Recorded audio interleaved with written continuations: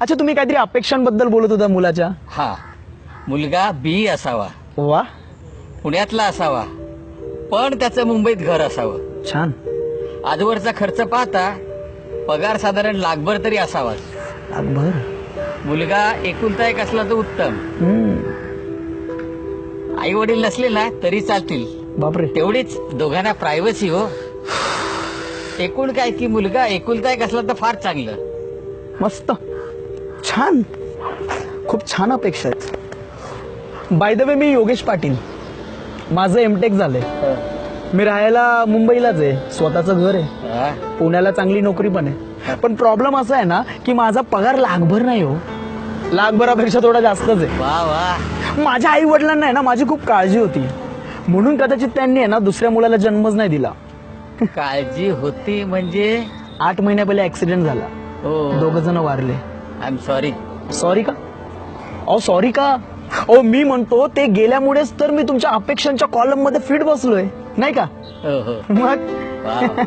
आजचा दिवस खूप छान आहे हो. खरंच छान आहे. पण माझ्या पण काही अपेक्षा आहेत. काय हो. तुमच्या अपेक्षा? येस. म्हणजे प्रॉब्लेम असा आहे ना की मला पण असं वाटतं की जिच्याशी मी लग्न करावं ती पण एकुलती एक असावी. कसं शक्य आहे? मुलीला 2 बहिणी आणि 1 भाऊ आहेत. शिवाय आम्ही दोघं नवरा बायको अजून हयात आहोत ना. अहो मग प्रॉब्लेम काय? अहो मी म्हणतो आत्महत्या करा ना. प्रॉब्लेम काय? अहो तुमच्या मुलींच्या जर अपेक्षा पूर्ण होत असतील तर मग तुम्ही आत्महत्या करायला काय प्रॉब्लेम आहे? ए काय बोलतोस? काय काय तुला कळतं का काय बोलतोस ते? अच्छा, मी काय चुकीचं बोललो का? नाही हो. म्हणजे तुमचा पण उद्देश सारखा होता, माझा पण उद्देश सारखा होता, फक्त फरक होता तो मांडण्याचा, नाही का? काका, कसं असतं ना, बाहेरचं आवरण कितीही चांगलं असलं तरी आतली गोष्ट किती चांगली आणि किती महत्वाची आहे ना ते जास्त महत्वाचं. आणि आपण काय करतो, बाहेरच्या आवरणाने आणि ह्या रॅपरने भारावून जातो, आतली गोष्ट पाहायचीच विसरून जातो. पण मला एक सांगा, हे अपेक्षांचा त्रास आम्हाला का?